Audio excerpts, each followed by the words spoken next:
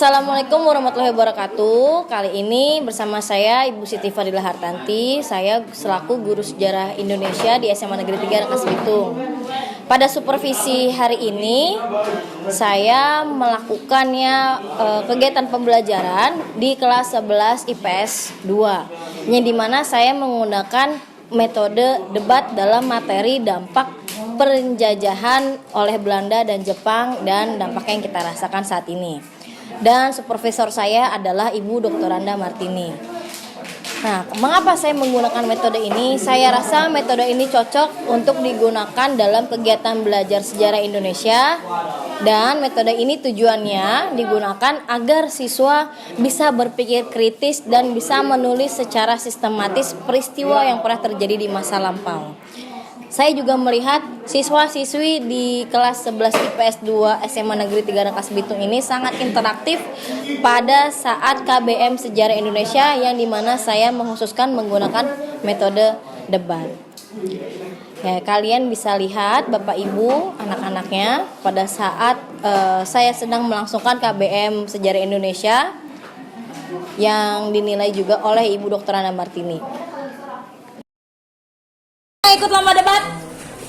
Oke.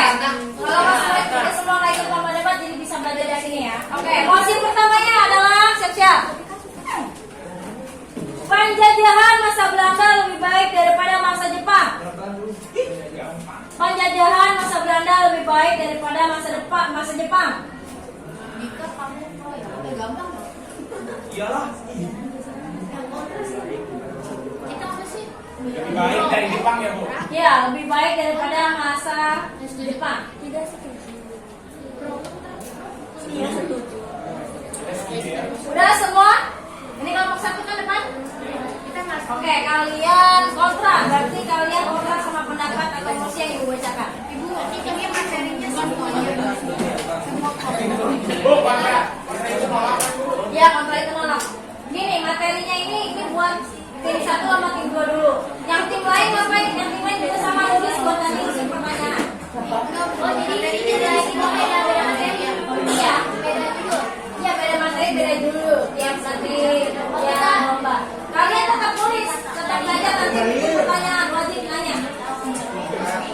Oke, silakan berdiri dimulai dari sekarang buat kelompok 1 dan kelompok 2.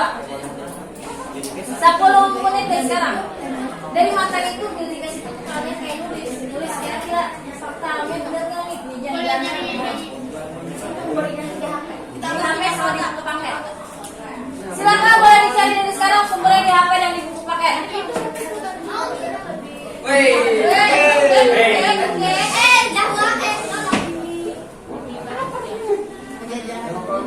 Penjajahan Belanda lebih baik sama di Jepang kali.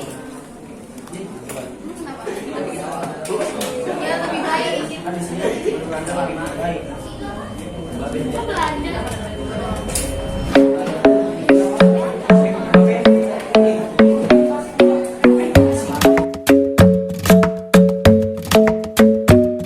The club isn't the best place to find the lovers, so the bar is where I go. Me and my friends at the table doing shots, tripping fast, and then we talk slow. Come over and start up a conversation with just me, and trust me. Nama saya Sandi Adigan Hakim dari kelompok 1, ingin menanggapi pendapat dari kelompok Pandi. Walaupun penjajahan Jepang sebentar lebih kejam daripada penjajahan Belanda. Contohnya? Apa itu? Apa? Ulangi. Nanti. Dari kelompok Belum ada bel tadi. Ya udah. Saya Maria Intan Trading Class dari kelompok 2. Tim menanggapi dari kelompok 1. Iya dong, kan ditanggapin balik gitu. Yoi.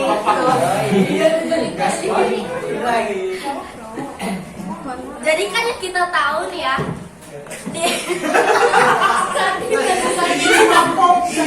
gitu kan. Jangan ini mau berwibawa ini. Pegat. Kayaknya gini. Incer lutut.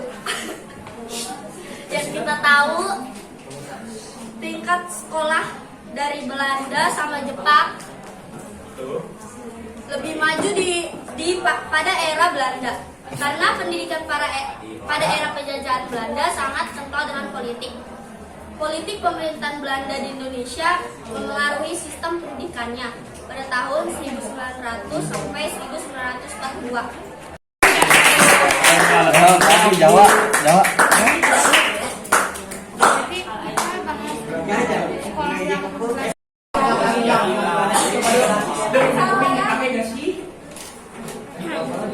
Dampak negatifnya itu yaitu tidak semua rakyat Indonesia.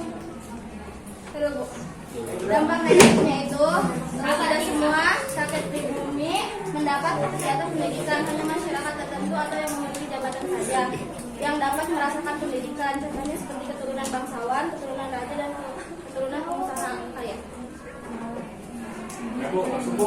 Oke, jadi pas zaman Oke, langsung jawab. Oke, silakan langsung jawab. Pembicara ketiga berarti. Perkenalkan, nama saya Niko Maulana Yusuf dari kelompok 2 atas. Jadi semua golongan itu bisa merasakan pendidikan, udah cuma golongan tinggi doang. Kata siapa? Tadi disebutin. Webnya sebutin, web apa? Dari kumparan.com. Pendidikan tingkat rendah, terus pendidikan tingkat menengah, sama tingkat atas. Itu ada, nggak cuma golongan bangsawan doang yang bisa itu, golongan rendah juga bisa.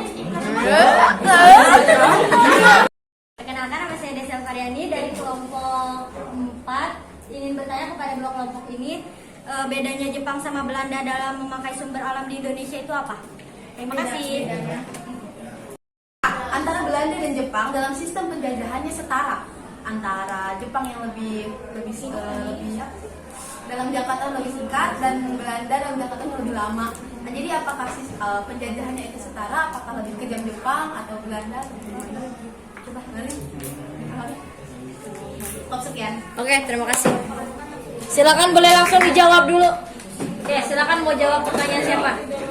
Berdiri. Sama Jepang sama Belanda itu setara atau enggak penjajahan? Ya, dalam hal penjajahan. Dalam hal penjajahan. Ketiga sih. Kalau yang dari kita lihat bahwa perbedaan Belanda sama Jepang, memang Belanda lebih lama ya, dan juga pembunuhannya lebih banyak. Tetapi konsepnya, kalau Jepang dia tujuannya benar-benar ingin menguasai Indonesia. Kalau Jepang dia, kalau Belanda dia lebih ke rempah-rempah, lebih ke ngambil ekonomi. Kalau Jepang benar-benar memang dikuasai, orang-orang yang sebenarnya ingin dibunuh, dikawas-kawasin. Berarti menurut kelompok kamu itu Jepang, nggak setara, Jepang. Untungnya Nazi kalah, jadi Jepang pun kalah, dibunuh juga sama Amerika. Yang membuatnya alhamdulillah nggak lama. kelompok kontranya. Silakan lanjut. Kelompok mana?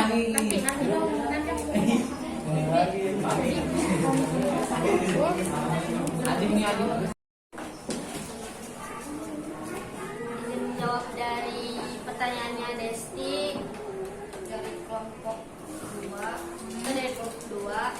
Kalau Belanda itu sumber daya alamnya itu tidak menebang hutan secara besar-besaran untuk kebutuhan perang. Sumber daya manusianya, masyarakat dapat menikmati makan meskipun sangat tidak berimbang dengan pekerjaannya yang dikeluarkan kebijakan sistem sewa tanah. Kalau Jepang, SDA-nya mengeruk semua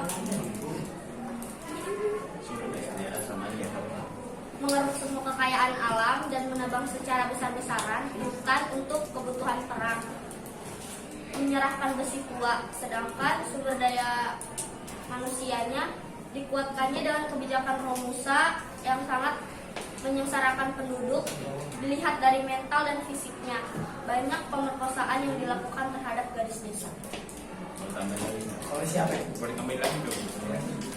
Jadi kenapa waktu itu Jepang mengambil banyak sumber daya alam di Indonesia, itu dikarenakan di waktu itu lagi krisis ekonomi. Belanda kalah dalam krisis ekonominya, Jepang unggul, gitu kan. Nah, makanya Jepang mengambil banyak sumber daya di Indonesia, termasuk juga sumber daya manusianya juga dipakai supaya untung Jepang perang, tidak terlalu gila bunyinya. Jadi ngambil sumber daya itu di pulau lain, bukan di pulau Jepangnya sendiri, tapi di pulau-pulau yang saat dijajahnya itu. Oke, terima kasih, tepuk tangan. Perkenalkan, nama saya Nufami dari kelompok 1 ingin menjawab pertanyaan deskripsi. Bedanya Belanda dan Jepang.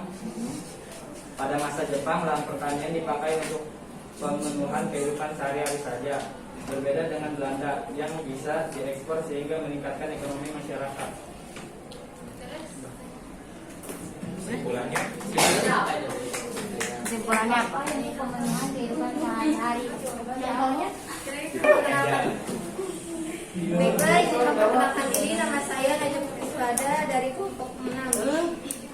Di sini saya mau nanya ke kelompok 1 sama 2. Jadi kan di masa Jepang dan Belanda, apakah ada perbedaan bahasa yang digunakan oleh pribumi? bahasa Ya.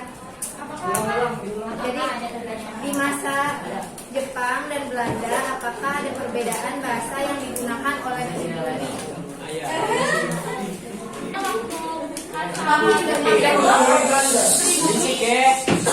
Pada masa Jepang itu pribumi tidak boleh menggunakan bahasa Indonesia. Kalau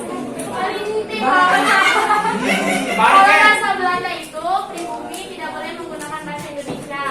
Kalau Jepang pribumi boleh menggunakan bahasa Indonesia. Menanggapin? Sama, oke. Terima kasih atas waktunya. Oke.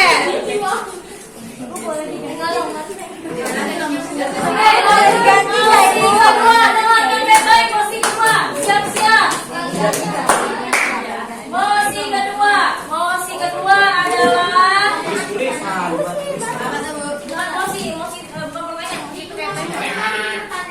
Sesi 2. ya, nanti kalian nanya. Oke.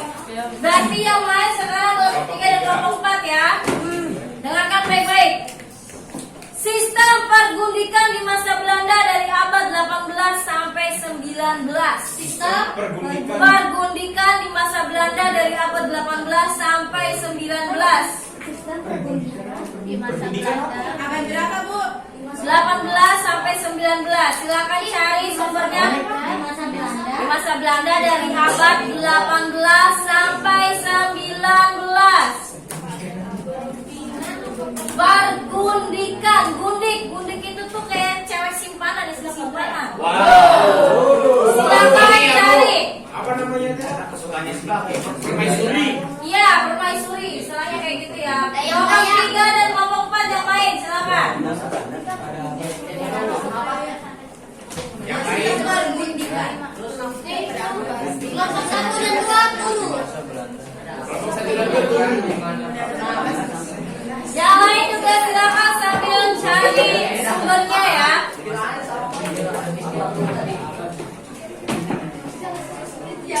Saya kasih waktu 5 menit.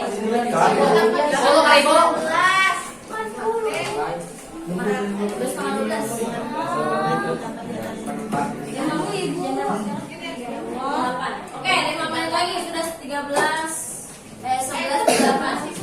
Sudah 11:38.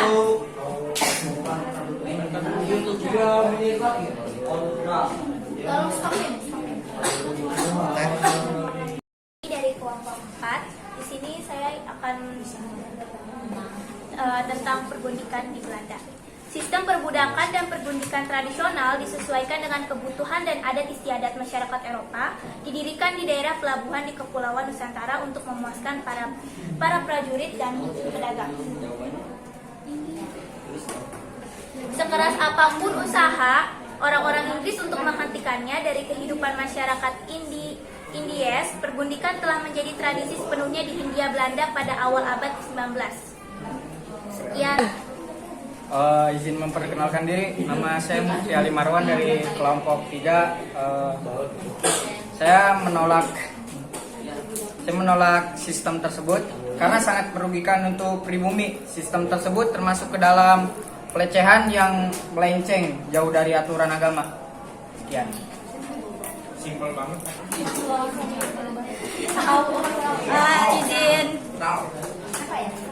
Izin memberi pendapat tentang yang tadi Mufti bilang. Ternyata orang itu anak. Suami itu tidak baik loh. Jadi tadi apa sih waktu itu gimana? Norma agama. Ini mah nggak ke norma agama dulu deh. Jangan ada. Kayak langsung memelihara gundik juga dianggap lebih menguntungkan karena memeliharanya dianggap lebih mudah dan menguntungkan daripada menikah secara resmi dengan seorang perempuan Eropa.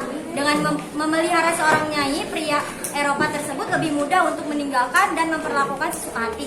Nyai juga dapat dimanfaatkan dalam hal menjaga kesehatan tuan Eropanya dibandingkan dengan jika harus berhubungan dengan pelacur yang tidak terjamin kebersihannya. Kehadiran nyai juga dimanfaatkan untuk memperoleh pengetahuan mengenai kebudayaan Melayu baik dalam bidang bahasa, kebiasaan maupun adat istiadatnya. Pergundikan itu tidak semua dan tidak termasuk dengan seksual. Nah itu. Terima kasih. Assalamualaikum warahmatullahi wabarakatuh. Saya di sini Widya Zahra. Dan tentu saja aku yang menolak masuk perdebatan kali ini. Baiklah, tentang sistem pergundikan di masa Belanda pada abad 18 sampai 19. Sebagaimana dengan teman rekan saya yang sudah katakan bahwasanya banyak menguntungkan sistem pergundikan ini di sistem Belanda pada abad 18 sampai 19. Namun di sini saya tentu saja akan menolak mosi perdebatan kali ini. Karena di sini kami menolak sistem pergundikan ini. Mengapa? Karena soalnya di sini wanita tidak untuk dipermainkan, melainkan untuk dimuliakan. Anda tadi berbicara bahwasannya di sini lebih banyak nilai perasaan laki-laki tersebut untuk melecehkan perempuan sangat plong gitu lah intinya mah lebih memilih menikah tanpa hubungan atau di luar nikah. Intinya pelecehan. Jadi di sini kesimpulannya andai sistem ini ada pada saat ini, saya tentu saja teman-teman saya juga akan menolak sistem ini karena jelas adanya sistem perbudakan atau pergundikan ini sama saja dengan menganggap wanita itu murahan. Jadi apakah wanita di sini akan tetap ada di posisi itu? Jelas tidak. Jadi di sini kami sangat-sangat menolak tentang lebih banyaknya hal positif dalam sistem pergundikan kali ini.